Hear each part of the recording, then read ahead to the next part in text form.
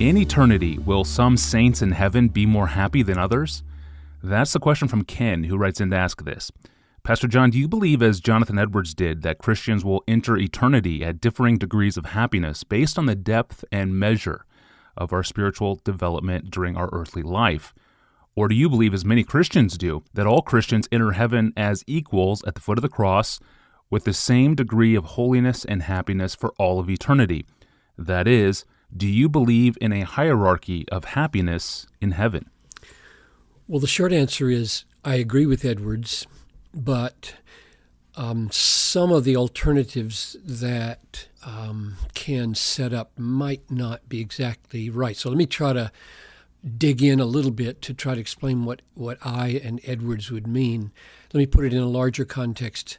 The New Testament describes the relationship between our obedience and our condition, our happiness in the age to come in three ways. Number one, and this is most basic, the most basic description of the relationship between our obedience now is that it is not the ground of our acceptance with God now or in the age to come. It's not the ground or basis or foundation of our justified standing in his presence. So Paul says negatively, by the works of the law, no human being will be justified in his sight. And positively, he says, we hold that one is justified by faith apart from works of the law. That's Romans 3:20 and 3:28. So none of our works, none of our obedience is the ground of our justification. It could never be. It's never good enough. It's always contaminated. It's never full enough. We have to have Christ. So we stand before God in eternity, accepted, loved, forgiven, justified on the basis of Christ alone. Romans 5:19, by the obedience of one man, the many will be appointed righteous. So that's the first and most basic thing to say about the relationship between obedience now and happiness in the age to come.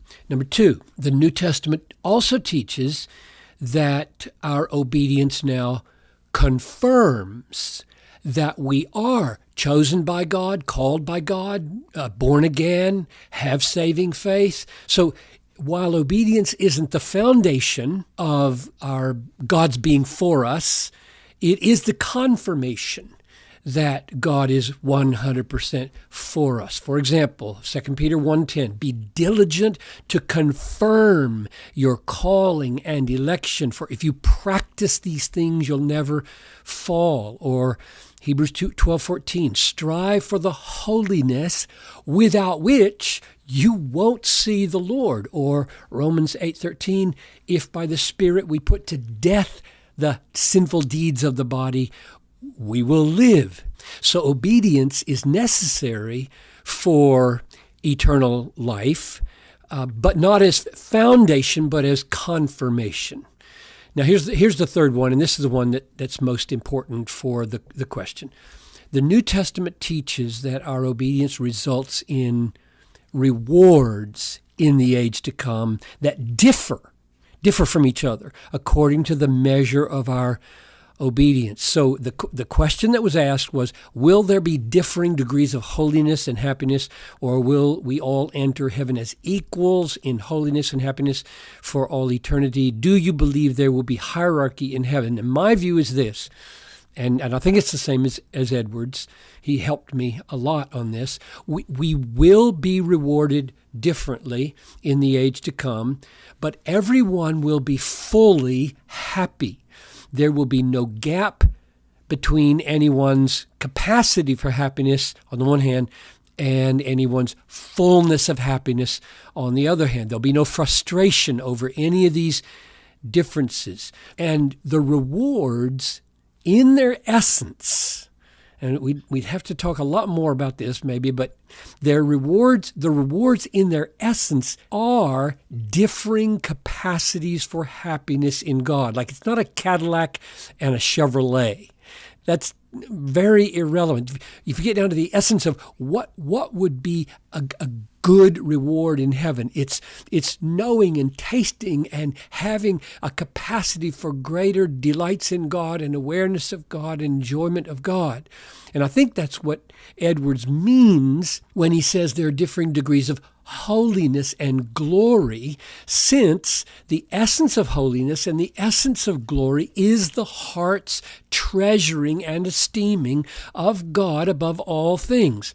Our God-treasuring happiness is our holiness and our glory. That's why Edwards talks about different degrees of holiness, different degrees of glory, not that there are unholy people in heaven or inglorious people in heaven or unhappy people in heaven, but that everybody's capacities will be full, but the capacities are different. And with those differences, there will be no envy in those with smaller capacities, and there'll be no boasting in those with greater capacities. Benevolence from the ones that are greater, and the humility will be perfect in both, so that it will involve no sin whatsoever, no resentment, no jealousy, no envy, no arrogance, no demeaning of anybody. And in that sense, we're all equal. We're all sinless. We all stand on common ground at the foot of the cross, totally dependent on grace to provide every measure of happiness and every measure of holiness. Here's another clarification. All Christian obedience now and forever is done by God's grace. 1 Corinthians 15:10. By the grace of God I am what I am. I worked harder, but it was not I, but the grace of God. So what God rewards is the fruit of his own grace in our lives. So there's no thought that rewards are earned in the sense of giving God something that he then has to recompense because he didn't have it already. If you wonder, where does all that come from in the Bible? Okay, here's just a few texts, and there are more. Here's 2 Corinthians 5:10. We must all appear before the judgment seat of Christ, so that each one may receive what is due for what he has done in the body, whether good or evil. That's amazing. So there are negative and positive consequences for the believer in heaven. Now, what in the world does he mean by negative consequences, like good or evil? And the closest text, I think, that sheds light on that is 1 Corinthians 3:14 and 15, and it goes like this. If the work that anyone has built on the foundation of Christ survives, he will receive a reward. If anyone's work is burned up, he will suffer loss, though he himself will be saved, but only as through fire. So there's some loss of what might have been because we built with wood, hay, and stubble instead of silver and gold and precious stones. Ephesians 6:8. Paul stresses the correlation between good deeds and divine rewards. Here's what he says. Slaves, serve the Lord, knowing that whatever good anyone does, this he will receive back from the Lord.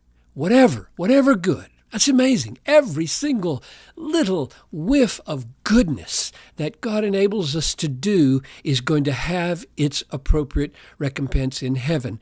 That means that good deeds are noted, rewarded, and I think, and a little controversy around this, I suppose, I think that statement would be meaningless if everyone received the same level of reward. So, just one last word on this issue of hierarchy. It sounded like Ken's question saw that as a negative, like, whoa, hierarchy in heaven would be a bad thing. And what I would just encourage Ken and everybody who's listening to do is read Edwards on this. Let me give just a taste of what he says. This is Edwards. though all, he's talking about us in the age to come in heaven, though all are perfectly free from pride, yet as some will have greater degrees of divine knowledge than others, and will have larger capacities to see more of the divine perfections, so they will see more of their own comparative littleness and nothingness, and therefore will be the lowest abased in humility. So when you read a sentence like that, you say, well, that's going to be a kind of hierarchy that has never existed before. Oh my, what a counterintuitive hierarchy. Thank you, Pastor John. Good encouragement to press on in love and good deeds. And not long ago, we did a series of episodes on heaven with guest Randy Alcorn. Some of you may remember that series. It was a fascinating week, and I asked him, in eternity, will there be sports in heaven, travel in heaven, even sex in heaven? And how old will we appear in eternity?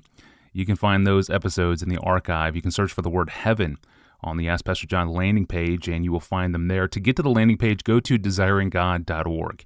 At the top of the page, click on the tab that says More, and then click on Ask Pastor John. Well, as Christians, preaching and singing is part of our weekly routine. But if you look around, it's a really odd routine. So why do we preach and why do we sing? Pastor John will explain tomorrow. I'm your host, Tony Reinke. Thanks for listening to the podcast.